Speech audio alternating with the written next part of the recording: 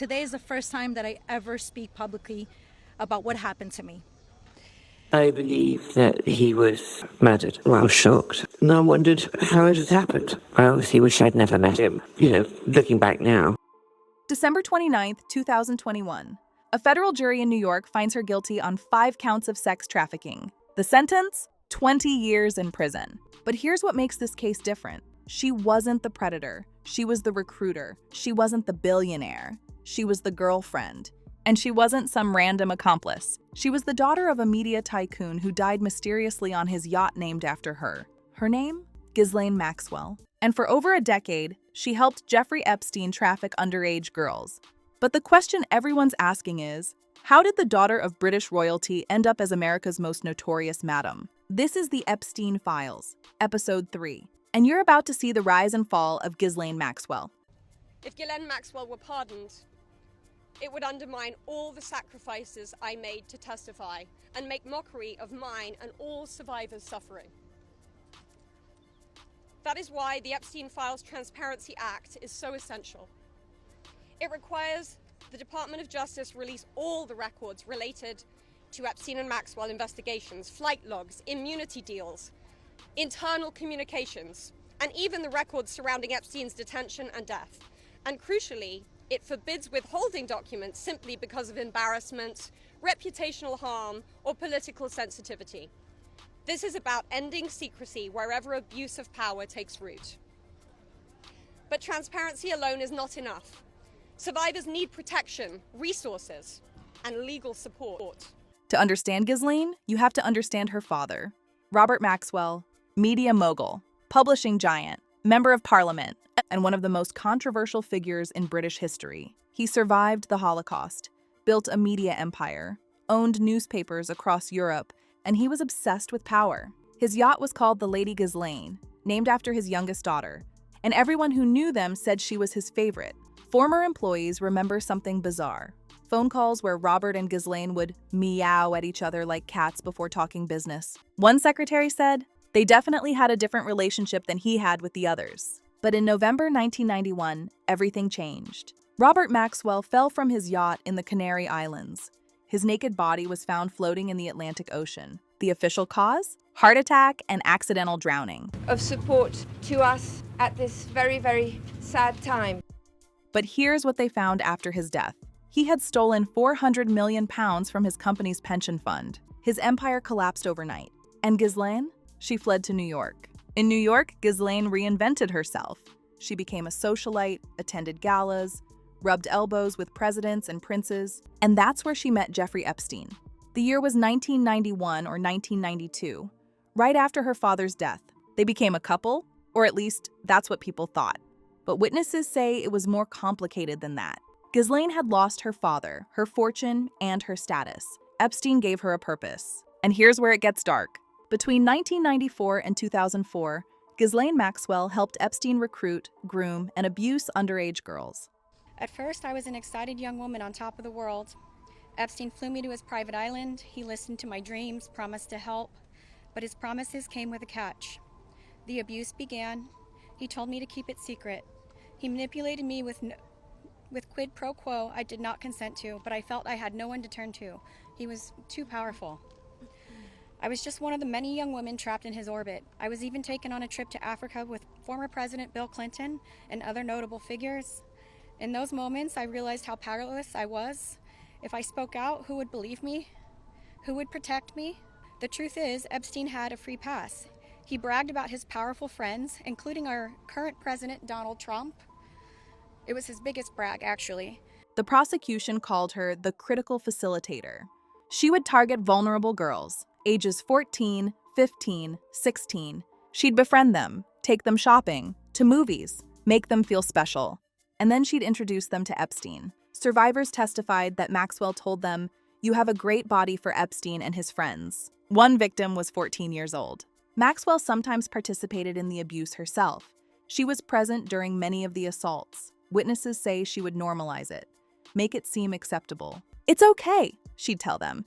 "This is what you do to keep a powerful man happy." But here's what made Maxwell so dangerous. She wasn't just Epstein's girlfriend. She was his business partner. In 2012, she founded the Terramar Project, an environmental nonprofit focused on ocean conservation. In 2013, she gave a speech at the United Nations. Good afternoon.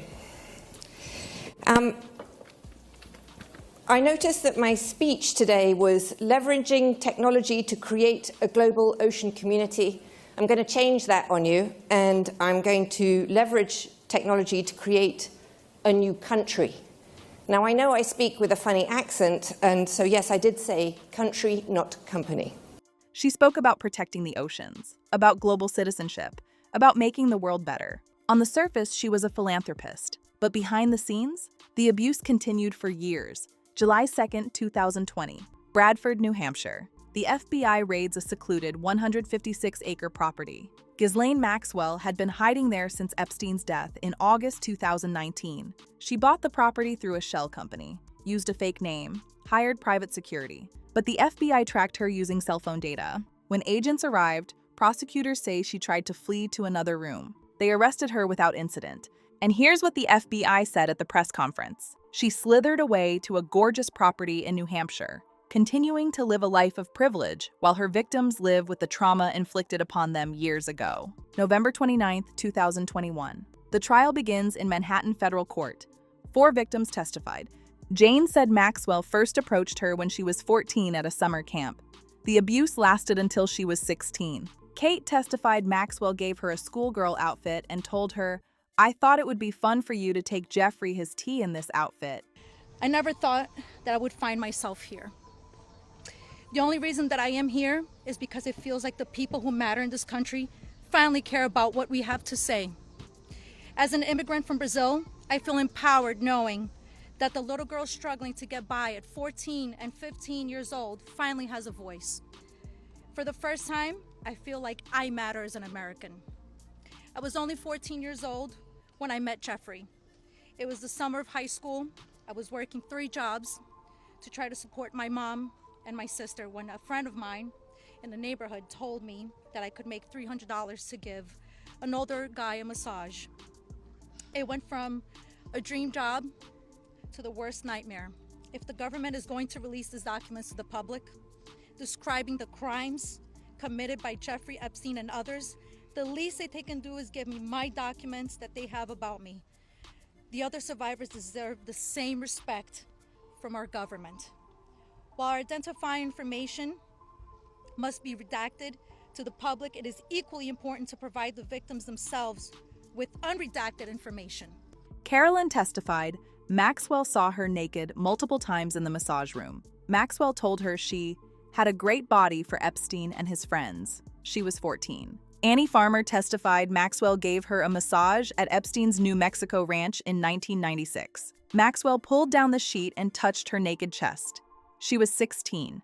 The defense argued Maxwell was a scapegoat for Epstein's crimes. Ever since Eve was accused of tempting Adam, her lawyer said, women have been villainized. But on December 29, 2021, the jury found her guilty on 5 of 6 counts: sex trafficking of a minor, transporting a minor with intent to engage in criminal sexual activity, 3 counts of conspiracy. She faced up to 65 years in prison.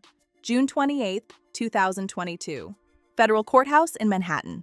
Survivors filled the courtroom. Maria Farmer told the judge, "She assured me that I could be killed walking down my favorite path in NYC. Her threats have never left my mind." Sarah Ransom said, "I frequently experience flashbacks and wake up in a cold sweat from nightmares." Annie Farmer said Maxwell's final insult was her lack of remorse. And then Maxwell spoke. "Jeffrey Epstein should have been here before all of you," she said. "It is not about Epstein ultimately.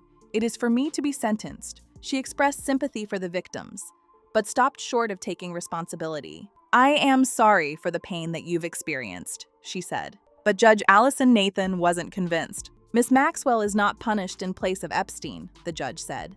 "Miss Maxwell is being punished for the role that she played." The sentence, 20 years in federal prison. Maxwell is currently serving her sentence at federal prison camp, Bryan in Texas. She's scheduled for release on July 17, 2037. She'll be 75 years old. So what's the takeaway here? Ghislaine Maxwell spent decades moving among the world's elite. She attended parties with presidents, she spoke at the United Nations, she ran a nonprofit. But behind that polished exterior, she was recruiting teenage girls for sexual abuse. And when the FBI finally caught her, she tried to run. Even at her sentencing, she refused to take responsibility. The survivors say justice was served, but for many, 20 years isn't enough. Because the trauma they suffered, that lasts a lifetime. This is the Epstein Files. If you want to see the next episode in this series, subscribe and turn on notifications. Episode 4 is coming next. The client list mystery. Who else was involved? And why hasn't the full truth come out? Drop a comment. Do you think 20 years is enough?